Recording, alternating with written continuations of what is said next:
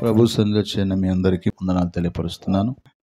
భక్తుల యొక్క హృదయాల్లో వారి హృదయ స్పందన దేవుని పట్ల ఎలా ఉంది అంటే, మొదటి సమూయేలు గ్రంథము 2వ అధ్యాయము మొదటి వచనం చదువుదాం. మరియు హన్నా విజ్ఞాపన చేసి ఇలాగ నేను నా హృదయం యెహోవా యందు సంతోషించున్నది, యెహోవా యందు నాకు మహాబలము కలిగెను, నీ వలని రక్షణ బట్టి సంతోషించుచున్నాను అన్నది. హల్లెలూయా.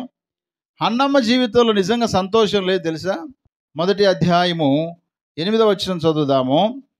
ఆమె పెనిమిటి అయిన ఎల్కానా, హన్నా నువ్వెందుకు ఏడ్చుచున్నావు?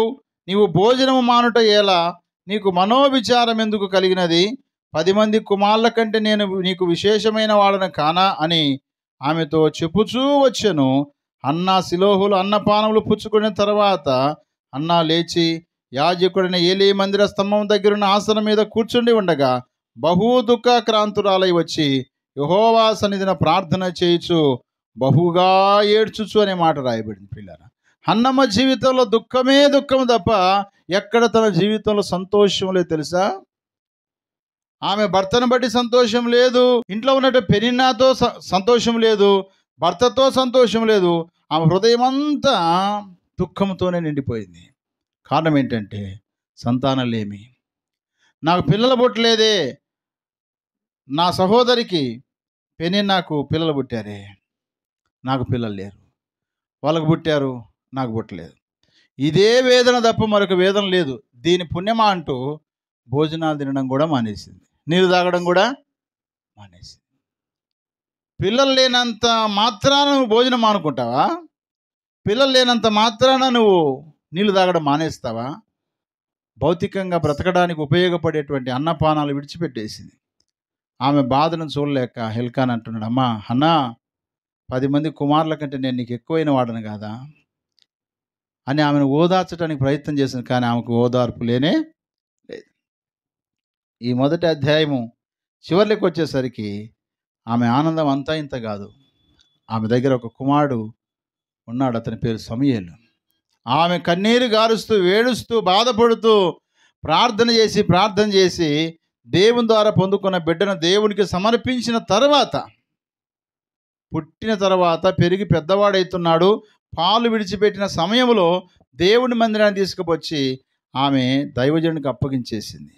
ఇదిగోనయ్యా, ఆ రోజు ఏడ్చి కన్నీరు గాచి ప్రార్థన చేసి మొక్కుకొని కన్నటువంటి కుమారుడికి వీడే అని చెప్పేసి సమూయేలు తీసుకొచ్చి ప్రభు సన్నిధిలో దైవజనుని పక్షంలో అప్పగించిన తర్వాత ఆమె హృదయంలో సంతోషం కలిగింది. అప్పుడు ఆమె అంటుంది, నా హృదయం యెహోవా యందు సంతోషించుచున్నది. హల్లెలూయా. దుఃఖంలో ఉన్న తన జీవితంలో సంతోషం ఎందుకు వచ్చిందంటే, యెహోవా లేక దేవుడు తన హృదయాన్ని సంతోషపరిచాడు. ఈరోజు దుఃఖంలోనే ఉండొచ్చు ప్రియులారా, ఈరోజు దుఃఖంలో బాధలను ఉండొచ్చు, ఏమి లేని దానిగా ఏమి లేనివాడిగా ఉండొచ్చు. కానీ దేవుడి నుంచి నీ హృదయం తొలగించుకోవద్దు.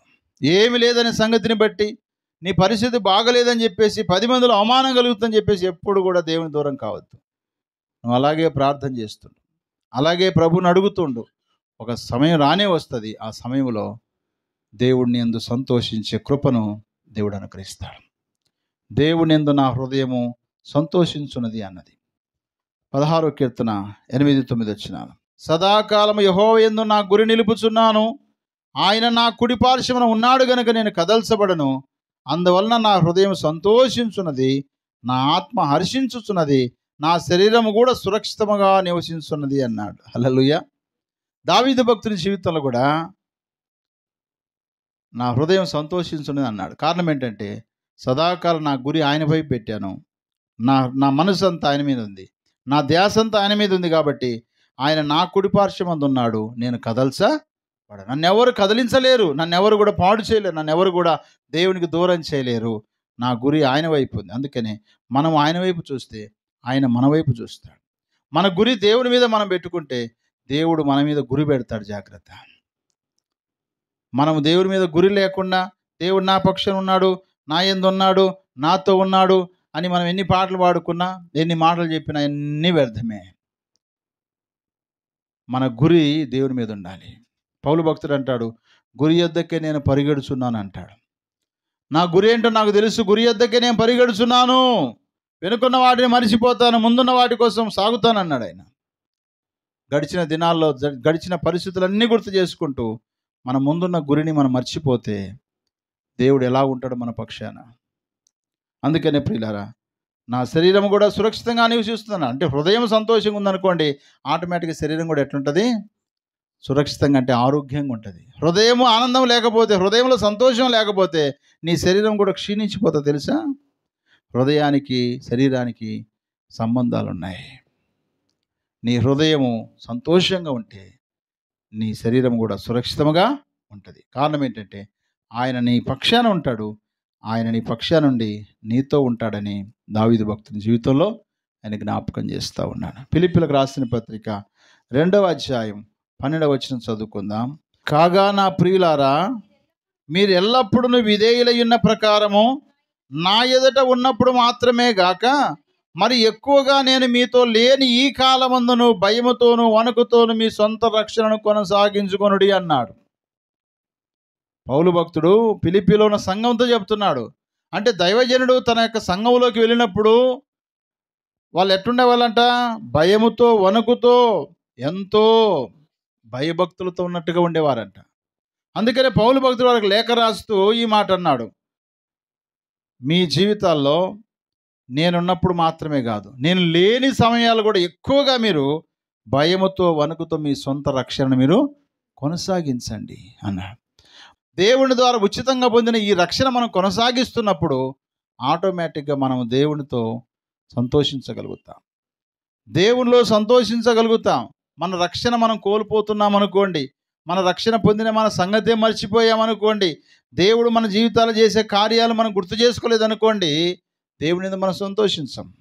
అన్నమ్మని అడిగితే అంటది, అయ్యా గతంలో నా బ్రతుకు బాగాలేదు, గతంలో నేను గొడ్రాలుగా ఉన్నాను, కానీ అందుకే ఇప్పుడు నేను సంతోషిస్తున్నాను. ఆమెను అడిగితే చెప్తుంది ఆమె, ఎందుకు సంతోషిస్తున్నావు అమ్మా ఇంతగా అంటే, సంతానం లేమితో ఉన్న నా బ్రతుకులో సంతానము కలుగజేశాడని ఆమె హృదయపూర్వకంగా చెప్పి ఆయన మహిమపరుస్తుంది. కాబట్టి ప్రియ దేవుని బిడ్డలారా, మన జీవితాల్లో దైవజనుడు ఉన్నా లేకపోయినా, పెద్దలు ఉన్నా లేకపోయినా, మన తోటి వారు ఉన్నా లేకపోయినా, మనం గమనించే వారు ఉన్నా లేకపోయినా, దేవుడు మనకిచ్చిన రక్షణ భాగ్యాన్ని బట్టి వణుకుతో భయముతో మన రక్షణ మనం ఏం చేయాలా? కొనసాగించాలి, వదిలిపెట్టకూడదు. ఒకవేళ వదిలిపెడితేవా సుమా, నీ జీవితం అంతేక. కష్టమో నష్టమో లోతు వెళ్ళిపోయాడు పాపం, కానీ తన భార్య కొనసాగించిందా? వెనక్కి తిరిగి చూసింది, ఉప్పు స్తంభం అయిపోయింది. ఒకవేళ ఆమెను చూసి ఒకవేళ కొంత ఏడుద్దాం అనుకుంటే కుదరదు. లోతు ఒకవేళ చూస్తే ఆయన ఏమవుతాడు? ఆయన కూడా ఉప్పు స్తంభం అవుతాడు. అందుకోసమే ఏమన్నా చావని నాయన, ఆమె ఇష్టం, నేనైతే నా దేవుడు చెప్పిన స్థలానికి వెళ్ళాలని లోతు ప్రయాణం కొనసాగించాడు. ఎందుకో తెలుసా? అతనిలో భయం ఉంది, వణుకుంది. ఏదో మనకు నష్టం కలుగుద్దనే భయం కాదు సుమా ఉండాల్సింది, దేవుని భయం ఉండాలి మన జీవితాల్లో. దేవుని వణుకు మనకు ఉండాలి. దైవజనుడి భయం కొంతకాలం ఉపయోగపడుతుంది, తల్లిదండ్రుల భయం కొంతకాలం ఉపయోగపడుతుంది, ఇరుగు పొరుగు వారి భయం కొంతకాలం, ఒక ఏజ్ వచ్చేసరికి అది ఇక ఎవరికి భయపడరు. వాళ్ళు ఇక ఇష్టానుసారం బతుకుతారు. విచ్చలవిడిగా తిరిగే నీ జీవితంలో దేవుని మీద నీ హృదయం తొలగించుకొని, నీ హృదయం దేవుని మీద సంతోషించకుండా లోకానుసారంగా బ్రతుకుతూ కొనసాగితే ఖచ్చితంగా ఒక రోజున ఈ చినిగిపోయిన ఇస్తరాకు జీవితమే. అలాంటి దుర్భరమైన బ్రతుకు మనకు ఉండకూడదని దేవుడు మనల్ని రక్షించాడు. అందుకే ఆమెన్నది, యెహోవా యందు నా హృదయం సంతోషిస్తుంది, ఆయన నాకు ఇచ్చిన రక్షణ బట్టి కూడా నేను సంతోషిస్తున్నా అన్నాడు. ఆయన నాకు ఇచ్చిన రక్షణ బట్టి నేను సంతోషిస్తున్నానని హన్నా తన జీవితంలో మాట చెప్పగలిగింది. ఈరోజు నీ జీవితంలో హృదయ స్పందన ఇలా ఉందా? గతంలో ఇలా ఉన్నాను, ప్రస్తుతం ఇలా ఉన్నాను, అందుకే నా హృదయంలో దేవుని సంతోషిస్తుందని చెప్పగలుగుతావా? చెప్పగలిగితే దేవుని స్తోత్రం. చెప్పలేకపోతే ఇంకా నీ హృదయం దేవుని దూరంగా ఉందని అర్థం చేసుకో. ఇంకా దేవుని నువ్వు అర్థం చేసుకోవట్లేదని అర్థం చేసుకోవాలి. కాబట్టి ప్రియులారా, అన్నమ్మ హృదయ స్పందన దేవుని యందు సంతోషిస్తుంది, దేవుడిచ్చిన రక్షణ బట్టి సంతోషిస్తూ ఉంది. కుమారుని బట్టే కాదు సుమా, ఆమె జీవితంలో సంతోషాన్ని నింపిన దేవుని బట్టి ఆమె సంతోషిస్తుంది. మన జీవితంలో ఏమున్నా లేకపోయినా దేవుని యందు సంతోషించే కృపను దేవుడు తప్పకుండా మనకిస్తాడు. ఎప్పుడంటే దుఃఖంలో ఉన్న, బాధలున్న దేవుని సందులో మనం ప్రార్థన చేసుకునే వారికి ఉన్నప్పుడు ఆ ప్రార్థన ప్రతిఫలముగా దేవుడు మనకు తప్పకుండా బహుమానం ఇస్తాడు, గర్వఫలాన్ని ఇస్తాడు, మనకు కావలసిన వాటిని తప్పకుండా ఇస్తాడని నిశ్చయతతో, నిరీక్షణతో ముందు కొనసాగినప్పుడు దేవునిందు భయం భక్తి ముందు కొనసాగుతున్నప్పుడు తప్పకుండా ఆయన మన హృదయానికి సంతోషాన్ని ఆయన కలిగిస్తారు.